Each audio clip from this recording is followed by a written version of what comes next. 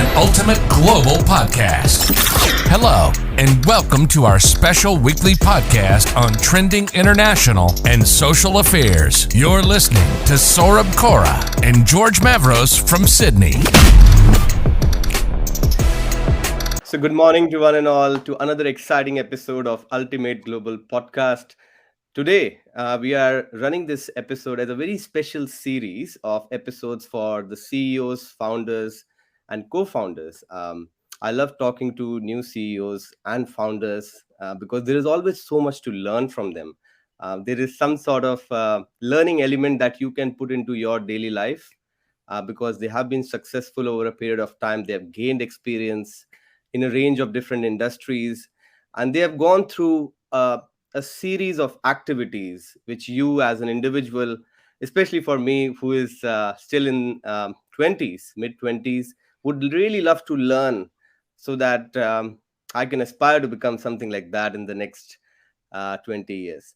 So I think it's always a motivation for me to invite CEOs. And today it's a very special occasion for me because I've invited my own CEO from LMS365, which I've recently joined 2 months back.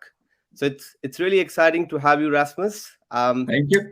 First, like you to kind of give a brief introduction about yourself, and then we can, move to the questions.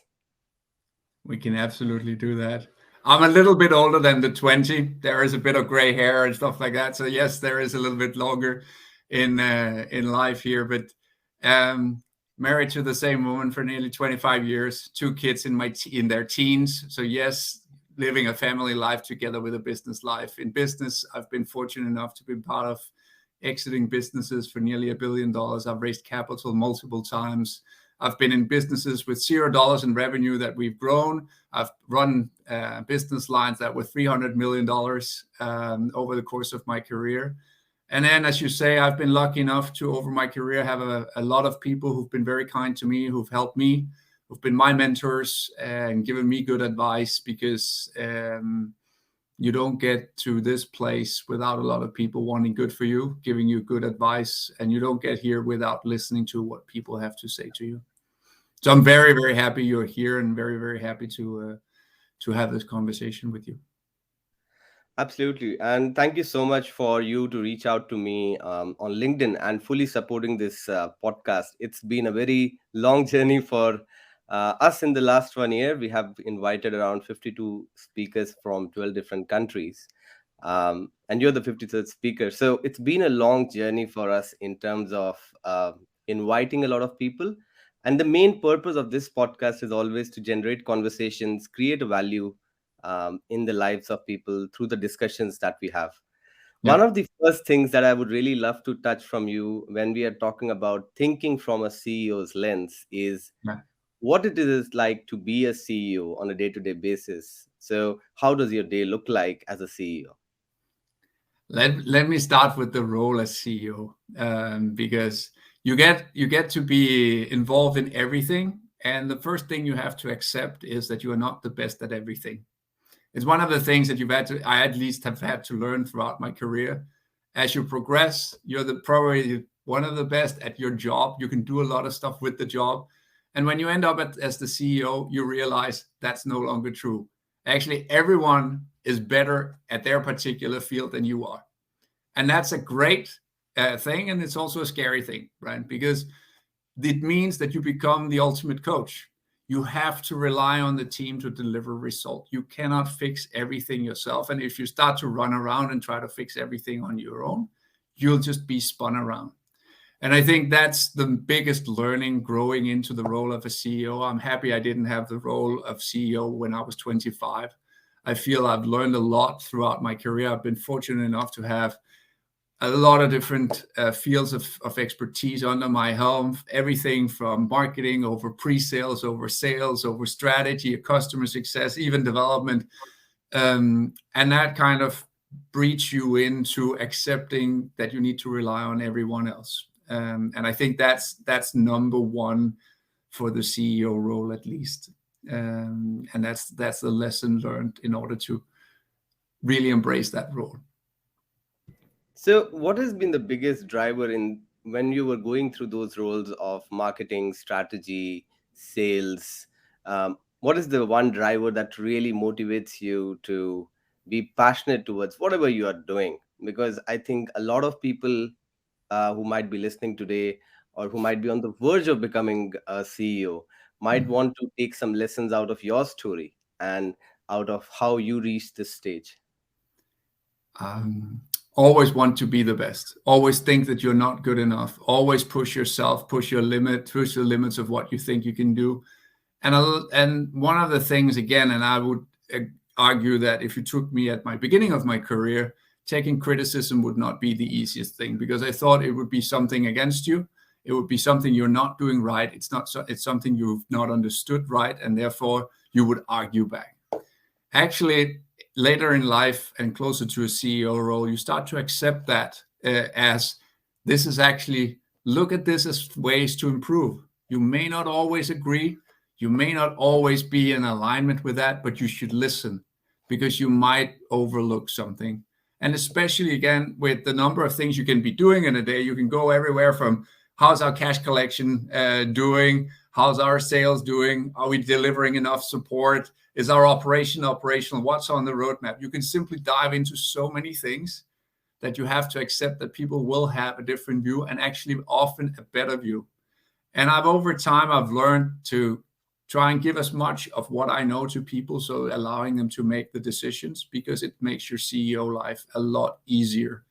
So when I say the motivation really is to win and to be good and all of that, that motivation I then take to the team, because it's get the team to be better. Talk to people, maybe give them advice as to how can they improve 10%, 15%, anything like that. And there's no bigger reward, and that's the best job of actually not a CEO, but any leader, is to see the people that you work with grow, become better at what they do, find new solutions for themselves as well, just as I should do that as a CEO. Absolutely. And I might also want to get a second perspective on that from George, as to how important it is to kind of, put confidence on your employees in the organization. Because I think George has had a tremendous experience himself, working in different kind of organizations, different kind of sales roles he has gone through. So he can also guide us through his experience. Thanks for that, Saurabh. Rasmus, I just want to take up a point. You said earlier on in your life, you felt that you didn't take criticism.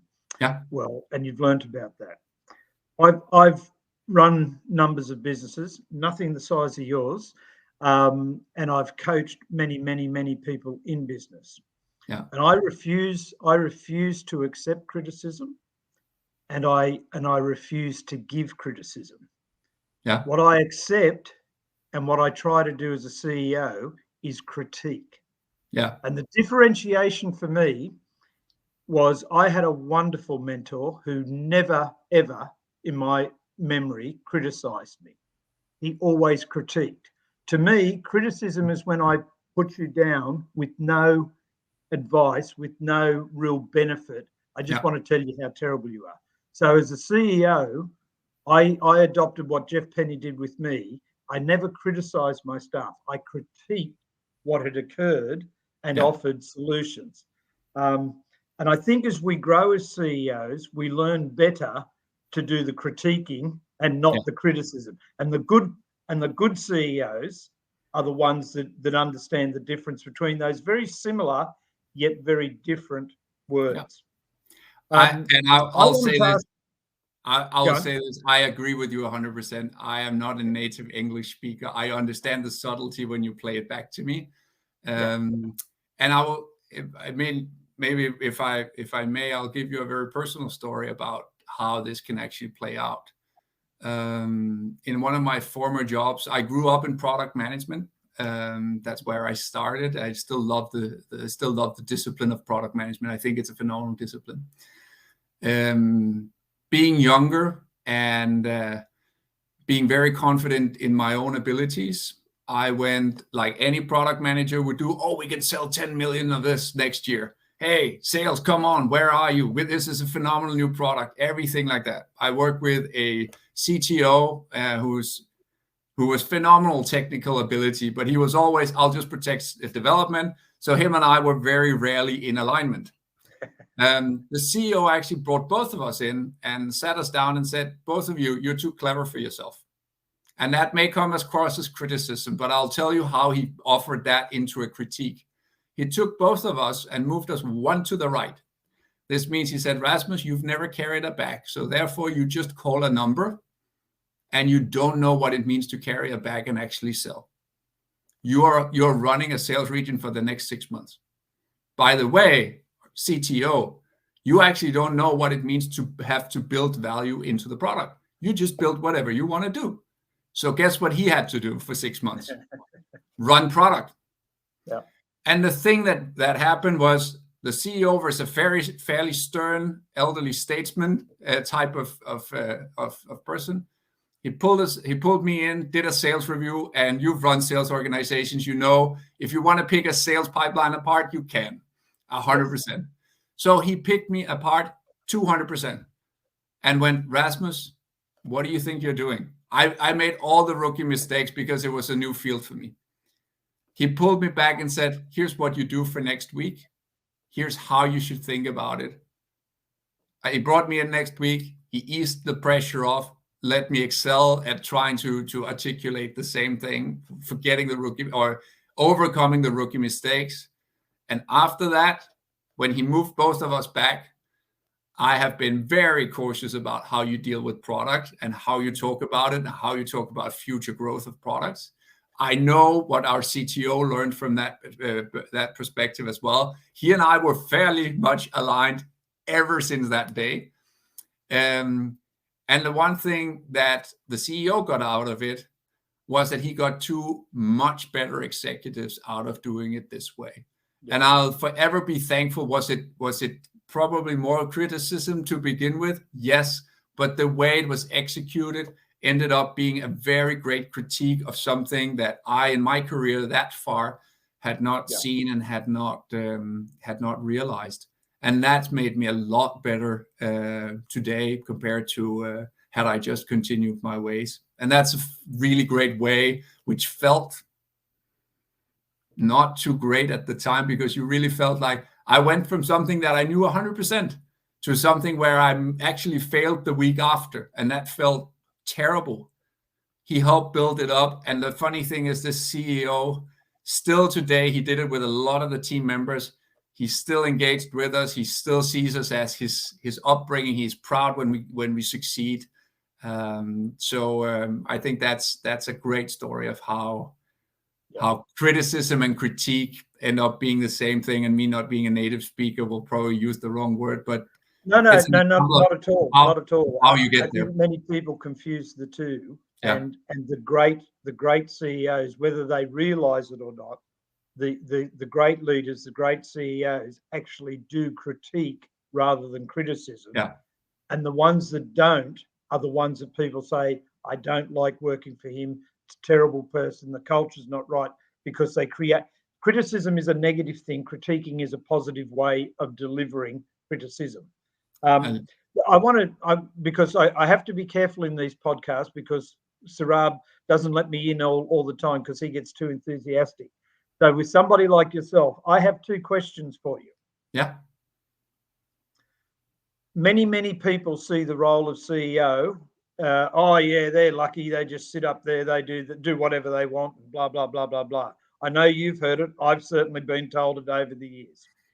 My question for you, or two questions, are, if you had to give us an answer right now, what would be the top two emotional highs that you get as a CEO, and what would be the bottom two lows that you suffer emotionally as a CEO? The highs are always winning a quarter. There is the CEO role is easy, as you kind of put it out, when the team is winning. And that's why you need to spend a lot of time with the team trying to win together. A board meeting is a lot easier when you're ahead of budget. A board meeting is a lot easier when sales are coming in at the right way. And it always gives an emotional high for everyone in the organization. That's how we kind of pride ourselves. We look at, are we more people this month than we were last month? But what enables that? The fact that we hit our sales. It means that the product fits the market. It means that the team is working together, that marketing brings in leads, sales closes, that we implement them. It actually means and is the epitome of the whole thing working together, right? That product has built the right thing and we've gone to market with it. So it actually is one emotion that sums up the entire part of we've hired the right people, they're good at selling, they've been great at building the product. And that, when you do that, when you have that session with the board, allows you to then do the second best emotion, which is you align on a strategy together that is not, oh, tomorrow we need to do this, this, this, and this, which means you just look down in front of your skis and you don't see what's coming. It allows you a platform to build what we all love, is to build this vision, this strategy, this long-term why of the business. And that's actually the platform that is enabled by beating the quarter or being on par with the quarter or being on plan, all of those types of things. It enables you that long-term thinking. So that's the number one high. Obviously, the opposite is also true. If you completely bomb a quarter, all of a sudden you can almost take all of those things out, right? It's the lows are not if we launch a marketing campaign that doesn't work. That will happen 10, 15 times over in different shapes or forms. It's not if a product misses a feature and all of that. If we lose a big deal, that will happen 100 times over. But when you get retracted into this low of now we need to rebuild, we need to do all kinds of things. And I've had to do both things. I've had to do both cleanup where the business was not performing well. I've been part of very, very successful businesses that were performing super well. And the bottom lows, the one thing that happens is that the whole thing turns to look in front of your skis. And you really, as a senior executive, this is not just the CEO, because it's every leader in the business, really needs to pick themselves up and look ahead, because the solution is very rarely something that happens next week. It's actually still something that happens long term. But the board and the owners will have less patience with you to do that. And you need to have a very, very firm gut belief that you want to go this way, that you have the way out, to continue to believe in the way out, because that might also, when things are not going well, it might seem like you're not able to find the way out, and the strategy may not be right. It's good to continue trying. Will it work at some point? And that creates like a double negative in that. So the feeling of success and the feeling of failure actually comes from the same place, but it just propagates a lot of different emotions, where you need to be resilient, especially when it's in the tear down mode or the lows of the job. Absolutely. Do you want to have another question, George? No, I'll let you back in. Anyways, I think that was a really good question. And it was and actually, Saurabh, sorry for this, but George, maybe also as you were talking to founders and to the CEOs and prospective CEOs, this is one of the hardest times, not just for me, it's for everyone. If you're building a product from scratch, you will have these situations, and you will have to believe that you're right. And you will also have to believe you're right against a lot of odds, because all of a sudden the world, whether those are investors that tell you, hey, are you sure you can fix this ship? Your employees, are you sure you can fix this ship? Your board members, are you sure you can fix this ship? Everyone's all of a sudden going, what's happening? And that's when you need to be really resilient. And I'll actually go back to that outside network, because sometimes you need to find strength in people that are not in the business, whether that is your family, where I found a lot of strength, or whether that's your network, where you have an ear and a belief, as someone who believes in your core mission, your core values, that can help you, because it does feel very, very tight. I also get to advise founders here with the Danish Ministry of Foreign Affairs, And you can hear that that's one of the key things, this belief, oh, I can make it through. And you see all of these, oh, Elon Musk made it, or whoever made it, right? That's not for everyone. And we hear all of the success stories. Let's just remind ourselves that just the little LMS365, passing 15 million ARR as a bootstrap company, that's only for 0.4% of businesses that ever get started. So Rob, I do have one more question, which I want to sneak in. So you've been CEO and you've been in startups. You've got boards. You've got all those sorts of things. What do you say to the enthusiastic, the excited person they've come up with a brilliant idea, they've got sufficient money to start the business, etc. They're not going to be a one-man band, but they're going to have some sort of management team or some sort of board. So for the purpose of the question, I'll use the word board, but it could just be your management team. What advice do you give to the founder, to the head of what sort of board do you put together?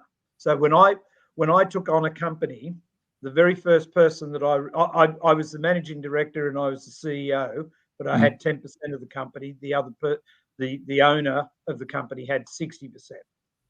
And the first thing I said to him is, if I'm going to head this up, I wanted a particular person on the board. Yeah. And the founder said to me, why in God's name would you want him on your board? You argue all the time. You don't get on that well. You don't. And I said, let me tell you something. On a board, I don't want yes men. If ever that man agrees with me, I'll be bloody right. And he was fantastic on my board, because if I could convince him that it was right, I knew it had to be right. So what advice would you give to a founder or a CEO who has the opportunity of shaping their management team or creating their board? I'll take two examples from my own life as well.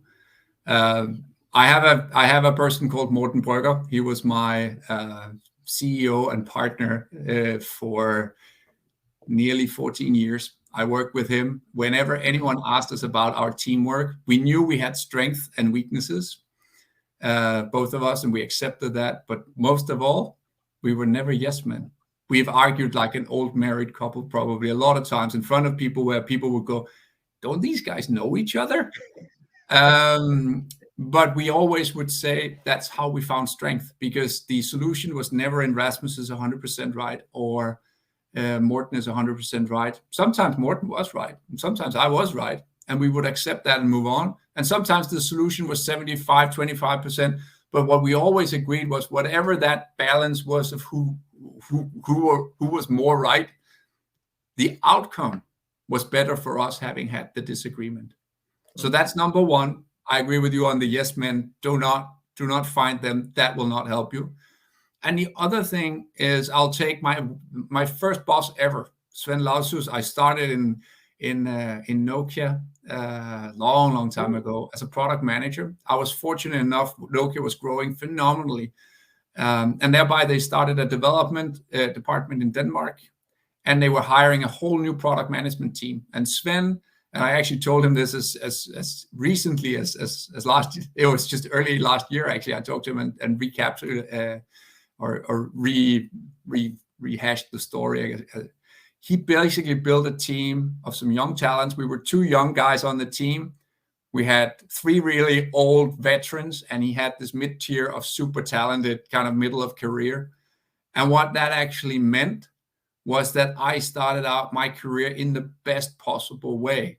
I got some older veterans, for lack of a better word, but they were just solid professionals. They showed you how to behave. You still had the wildness of the middle tier of people. And then you had kind of the crazy, okay, let's go. I can do anything. I've just come out of school. I can do whatever in me. And actually my friend from school, to not kid you not. But I tell him that team composition was fantastic. Don't just hire people who are all the same level, because you get a weird dynamics out of that. And also on the management team here in LMS365, we have some young talents. We have added some people who've seen things before, and we have people who understand the business very, very well. And that allows you to bring up the talents. It allows you a fixed base, and it allows you some veterans to kind of help shape the direction of the company. So those would be the two advices. Make sure the talent base is diverse enough. Yep. And make sure that you have someone who you can argue with, then agree, and then go execute. Because if you continue to just disagree, you're also not in for a good result. You have to argue, get to a conclusion, and then whatever happens, don't question the conclusion, execute. Yep. Okay, now I'll let you take the call back to Rob. Well, I think that was really good because listening to Rasmus is always a pleasure, as was in the first interaction 2 weeks back when he was chatting with our entire team in Australia. And one of the things that he was telling that point of time was to build trust within your teams and be very transparent with what you are doing.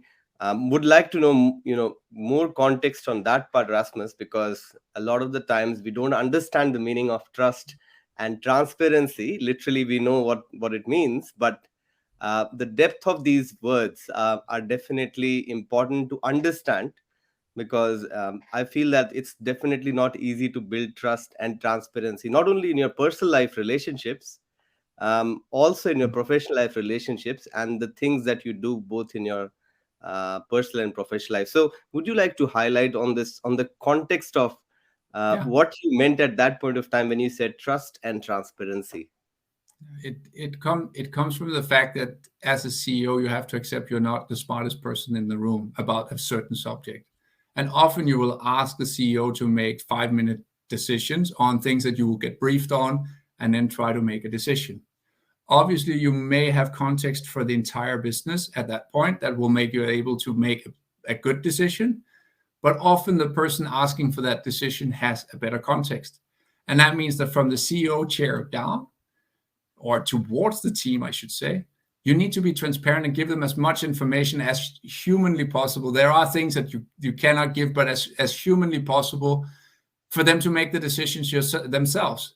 And the obligation of the CEO is to ask questions to make sure the decision is right. Because if you always just ask the CEO, what should I do with this? And it's go left or go right, you're not teaching the organization to move by itself. You're actually teaching the organization to gravitate towards a single point of failure, which is the CEO.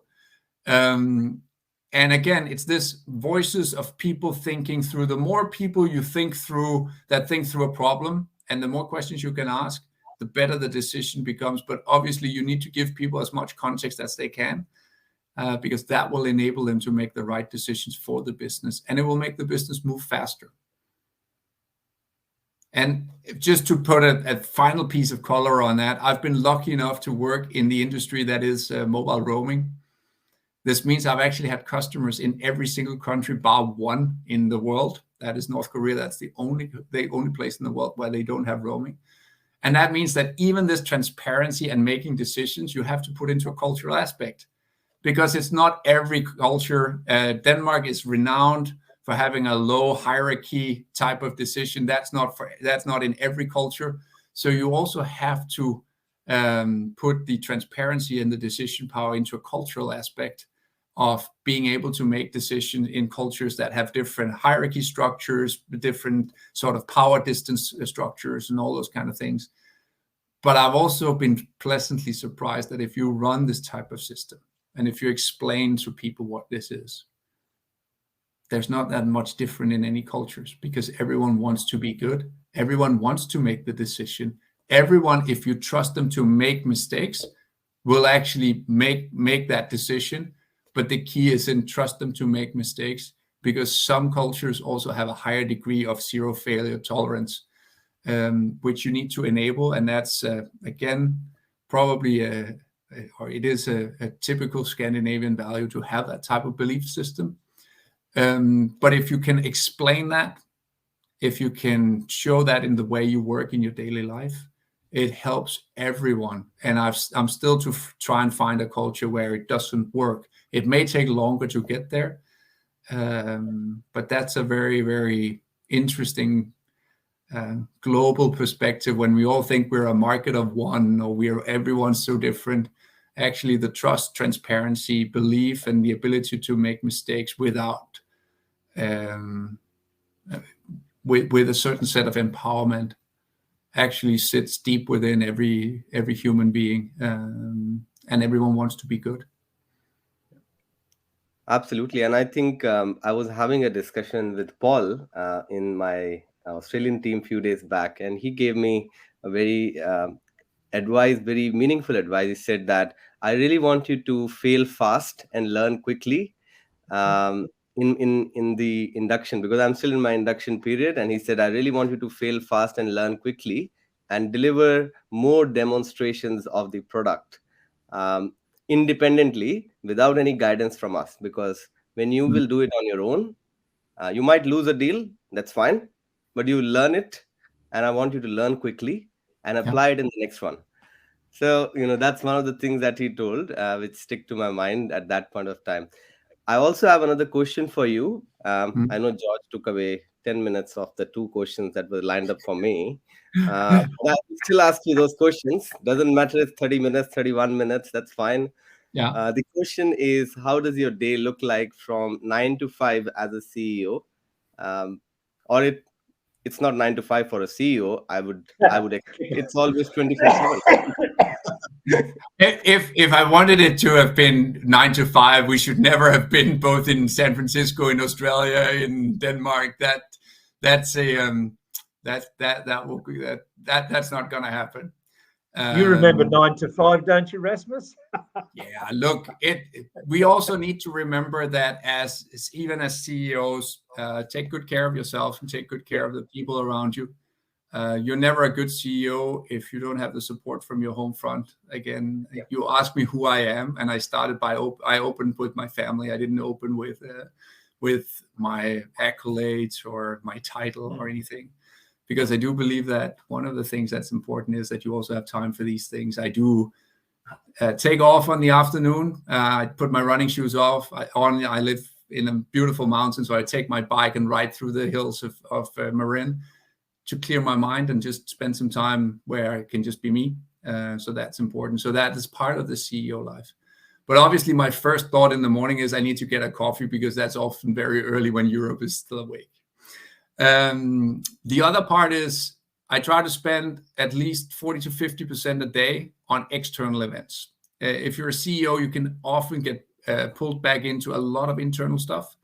Remember, and I put that to myself every day, that you're also the face externally facing. And whether this is doing a podcast, whether that's talking to partners, to customers, to investors, to owners, to whatever is outside of the team, try to spend time or try to force yourself to spend time on that, because you won't, as a CEO, understand what the customer wants, how the partners perceive your program, if you don't speak to them. If you always hear it through a filter coming back into the organization, you won't be exposed to both the good and the bad of the business and the perspectives on how you're running the business. So that's a key piece. And then on the other parts, it's a lot of spending time with the team. Try to spend as much time with people as at all possible, and then also make sure that you do production. The one thing I've never relinquished is that I've always said I should be able to contribute with production. Whether that's, hey, we need a press release out. If you need that, I should still be able to do stuff like that. I insist on doing my own presentation. I insist on doing some of these. It keeps you sharp.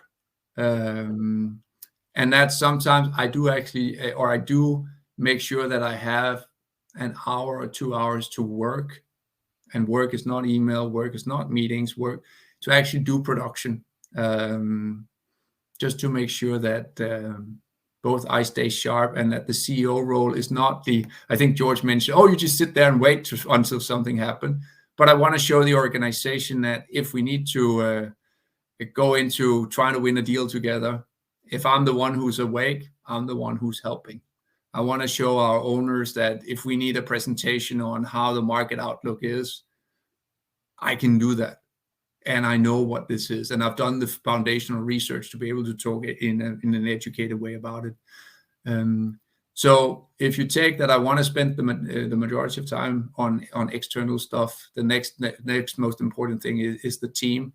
And then making sure that you still have some surplus energy for production is super important. And then the last piece for that, Saurabh, is I try to structure what's important together with the team. We run OKRs as part of the business. It's one of the things that I've implemented since I've arrived, so that we set a set of key objectives and key results that we agree as a management team are important for us to move along. We've set a 2026 ambition. If we want to be a unicorn, we want to be among the top 0.04% of businesses. So we will go up even one step higher, right? But what does it take in terms of steps to get there? And I always think in stories. I think about this is the easiest way to explain to employees how we get there. And as I joined, I created a headline, which is called Aarhus to Unicorn, Aarhus representing where we started. That's the foundational place or the founding place of the business, and representing good ability to run a business, do it with an ability to still make money, not just burn. It should be said that LMS365 has not burned any cash. We're not VC backed or anything like that. It's done in a bootstrap fashion. So that represents Aarhus, but unicorn represents the ultimate ambition, right? That's 0.04% is the same people who show up at the Olympics. So when you tell people that, you can have a team that either runs away and goes, hey, we're never going to be that. Try and tell any sports team in the third division that they're going to win the Champions League next year or the Super Bowl or whatever sport. I should probably give a cricket or rugby reference here. But tell a team in the third division that will happen. You've got to have some really strong minds to believe that will happen. And then seeing people, as you tell the story and saying, this is how we break it down. This is how we can get there. This is how we can, everyone's starting to believe. And then seeing the marketing team come back with tattoos of baby unicorns when we hit 100 million Danish kroner in ARR and go, yeah, we're now a baby unicorn. We believe. And then we've done the full unicorn drawing and everything like that. Starting to have people actually talk about it as if that's just going to happen, because that essentially is the storyline that you're just going for. Hey, we actually now believe we don't even have to start in the third division. You can start in the first division, but still from there to winning the Champions League, it's still there's still a long way. But you have a team that believes in the story. And that's the last piece I actually think is important for the CEO. What do I spend my day on? And that's probably closer to the myth that George put out, which is just sit there and think, right? But thinking storylines that people can relate to and that they can hang their ambitions on, and that they can go back and say to friends, family, business partners, customers, we're proud to be on this journey. We know we'll get there, is enormously powerful. How has that been for you? Can I jump in there, Saurabh, and say to you, that those that have never been in the role, Mm-hmm. who think that you just sit around and you drink coffee and it's a very easy life and you tell people what to do, I guarantee you, 95% of them, if they sat in a CEO role for a day, they would run a mile. They would run a mile. There is so much involved in the role. There is so much, and for the good ones. The bad ones, it's easy because they do sit around and just yell and scream and shout, but their businesses don't flourish. If a CEO is a coach, is a mentor, is an advisor, is a nurturer, is a leader, is a follower, and they have to know which part of that are they, not every hour, every minute of their day. And it's I have to say, Rasmus, this has been one of the most enjoyable podcasts we've done. I have really feel like I'm blessed to have met you. Likewise, I enjoy being here. So I'm super thankful you wanted to have me on. But the podcast is not yet over. We have No, got no. I know that. I just wanted and to acknowledge. yeah. One of the things that I really wanted to understand from you after joining the ANZ team, how are you managing your time zones? Because you're in the US, you were not used to this Asia Pacific time zone, and suddenly you are thrown into this new time zone. How are you coping up with that? Again, I've been fortunate enough to have customers in every single country in the world. So the whole time zone issue is an issue for everyone. And I think it starts with accepting that you cannot be there all the time for all people. And you have to make priority calls. There's no way you can work 24 hours a day. And I think the myth about, hey, the CEO also works 24 hours a day, you're going to burn out. I'm an avid cycling fan, and there's never anyone who's won the Tour de France by being in the breakaway the whole 21 stages, right?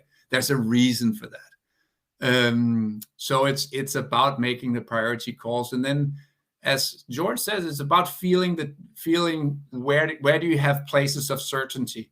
If the APAC region is going super well and the US needs support, you have to spend more time in that time zone.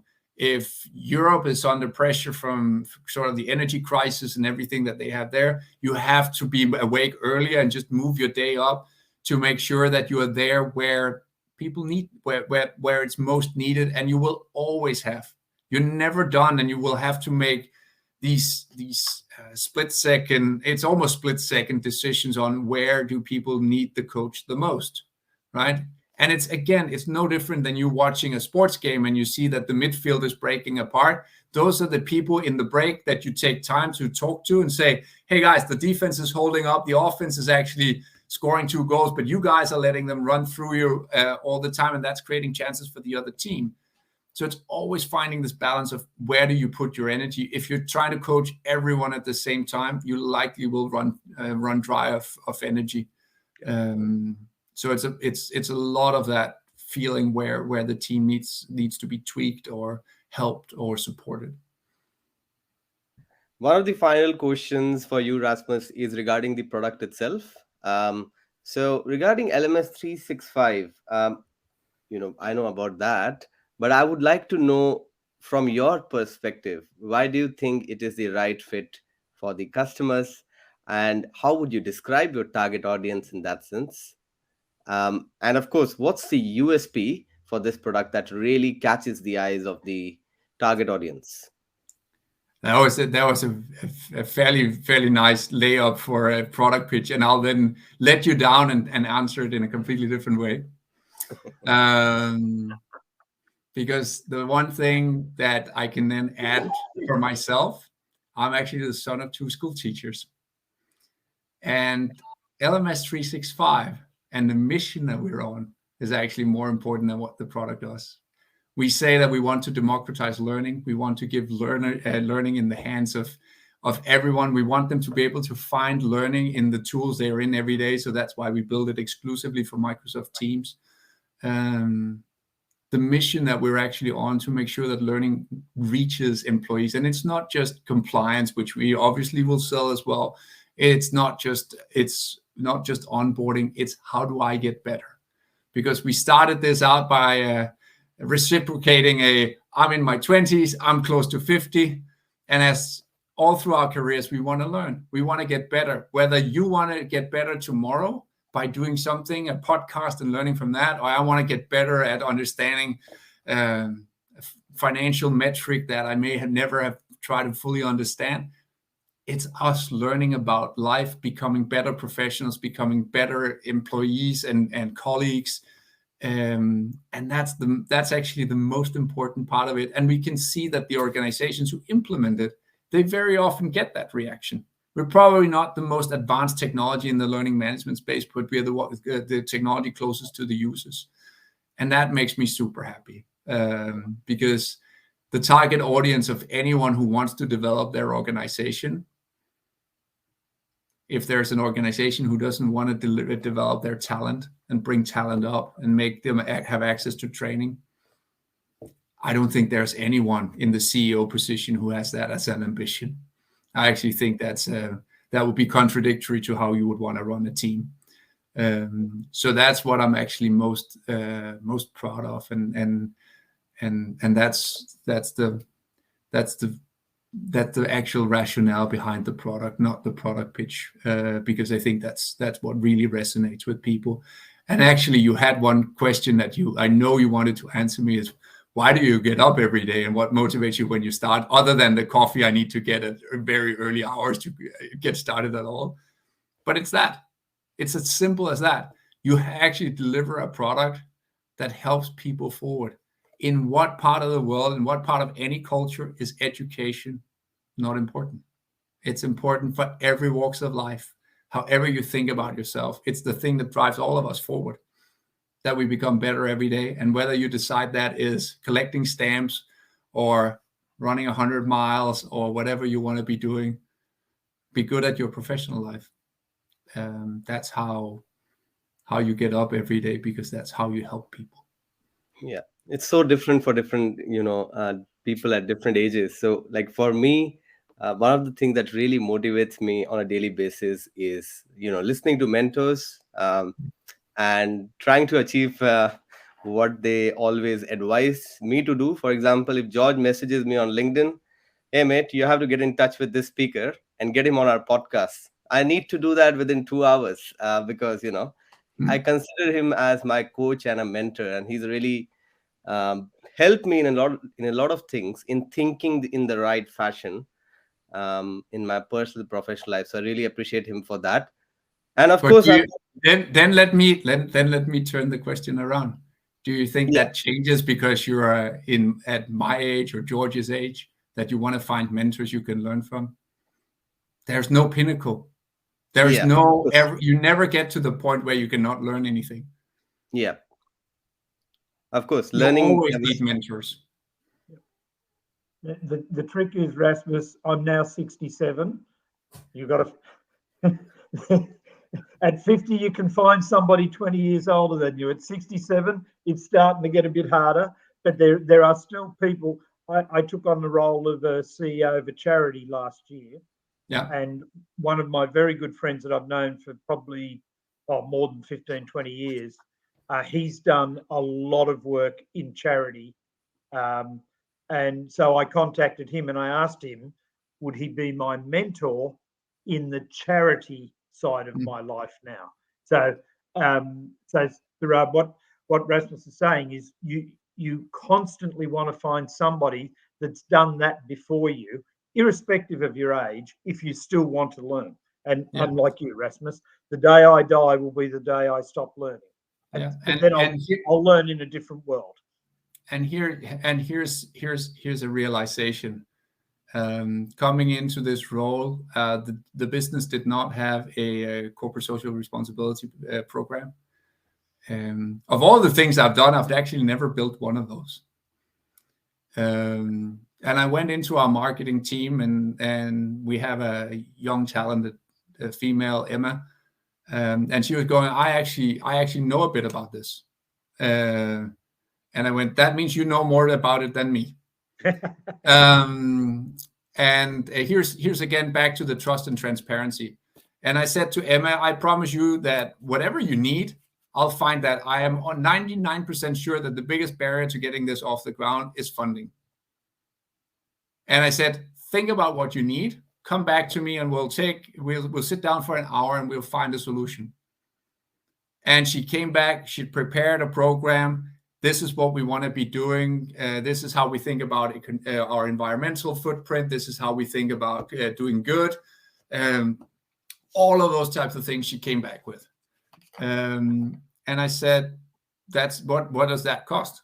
And she said, "This is what it costs. Here you go, off to the races." And she's been phenomenal ever since. Here's what then happens. I actually learned from someone much younger than me, actually knowing the subject matter much better than me.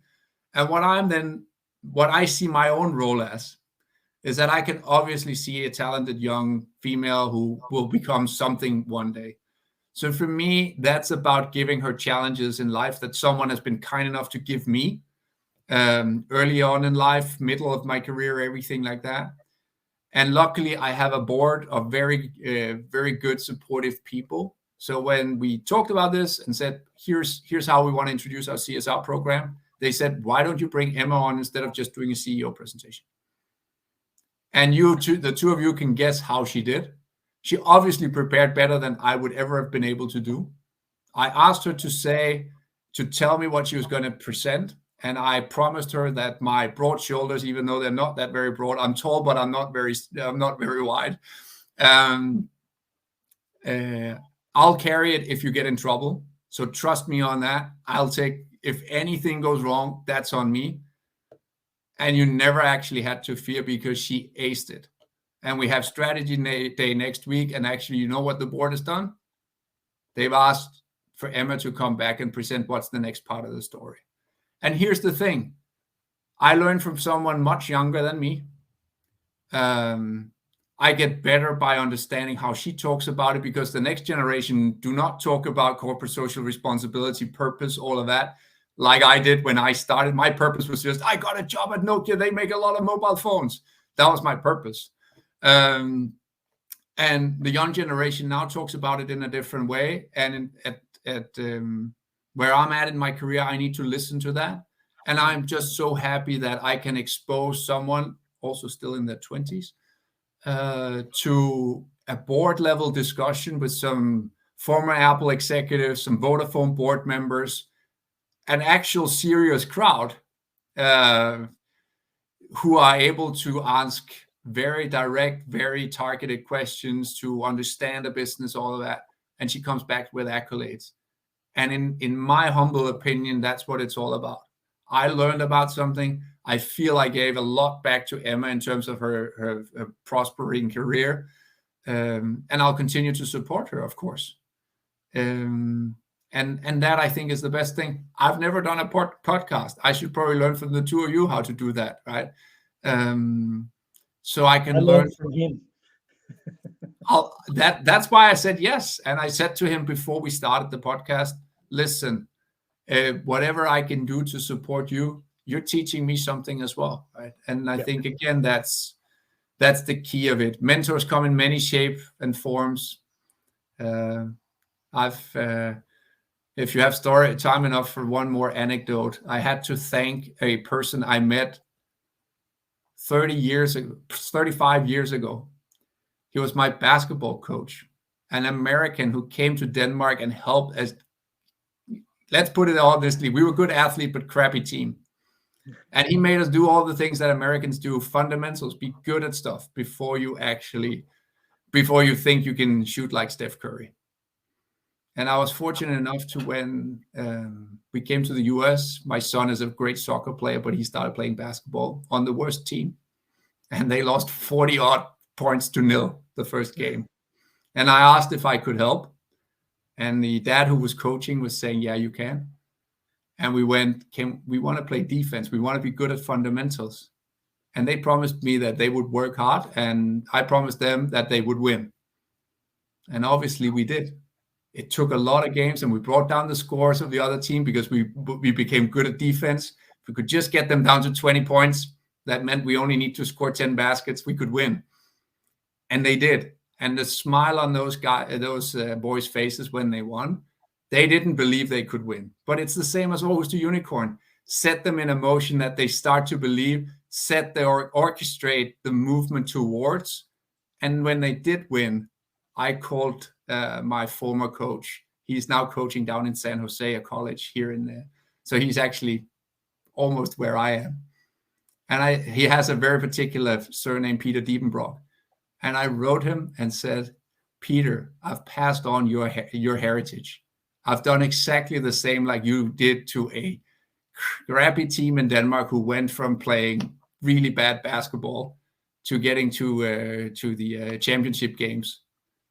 And here we just went from losing 40-odd to 0 to winning games. But it was your legacy I passed on. It was not. It was just me from a mentor, which is from a completely different way.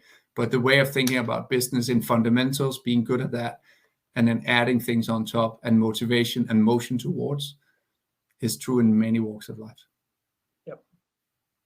Yep. I think these are really great advice that you have given us at the moment, Rasmus. And I think there was so much to learn from this particular episode, especially for me. I'm going to go back to that episode again and especially listen to that part of storytelling that you really want us to include in the sales pitch, which I haven't included yet. So I will make sure that now that storytelling part is also becoming a part of the sales pitch whenever I'm having any interaction with the customer. Hmm. So thank you so much. And otherwise, I think it was a great episode. Um, I have learned a lot in this episode, and I look forward to having more different kind of CEOs and founders in this podcast. We have already invited few of them in the past, not as a special series of episodes, but they have been talking from their perspectives. I'm sure that every person's story is so different, and the whole concept of this podcast was this only. The theme is a podcast on global affairs and people's stories. We consider, both George and I consider, that every person has got a different story. Yeah. Every CEO thinks in a very different way, and it's good to learn from each other. It's good to learn from what people think and kind of apply that in our lives. Yeah. So that's the whole theme of this podcast. Any final comments from you, George, before we end this? No, I just want to take up a point that Rasmus made. Yeah.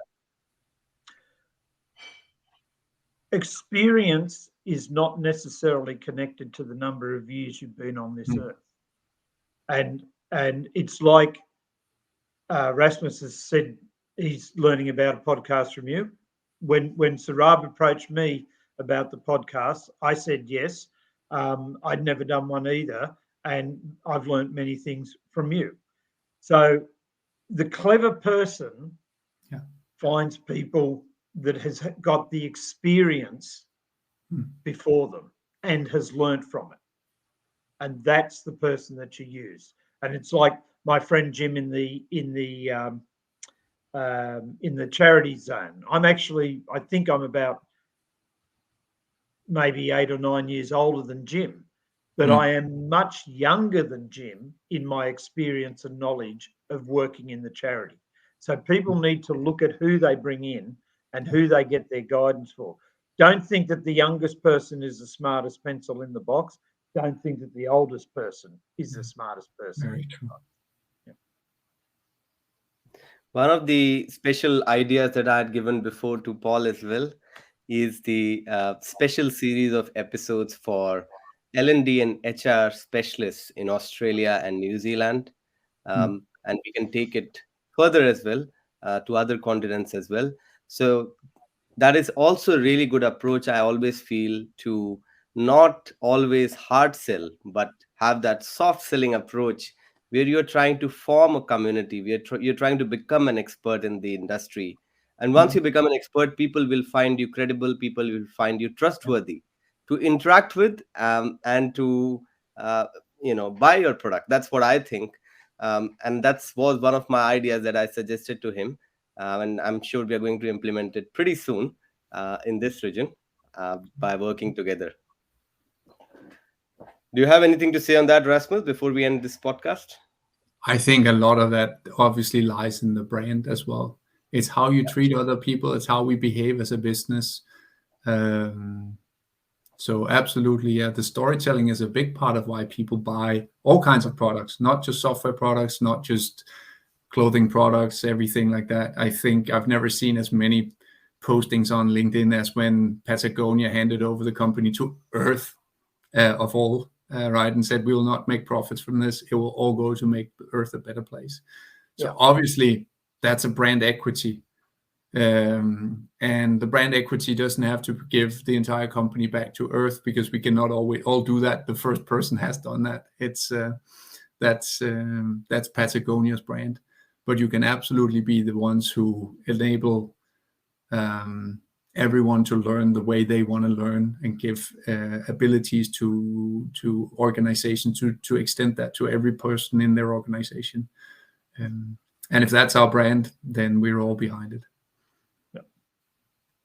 Sounds really exciting. Thank you so much, Rasmus, for taking out your time. I would leave it here and enjoy your rest of the evening.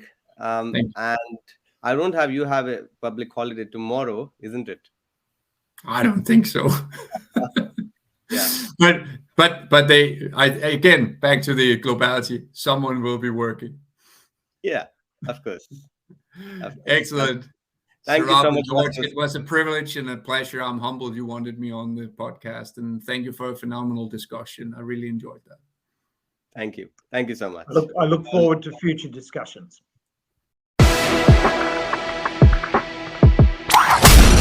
This is an ultimate global podcast. Hello, and welcome to our special weekly podcast on trending international and social affairs. You're listening to Saurabh Kora and George Mavros from Sydney.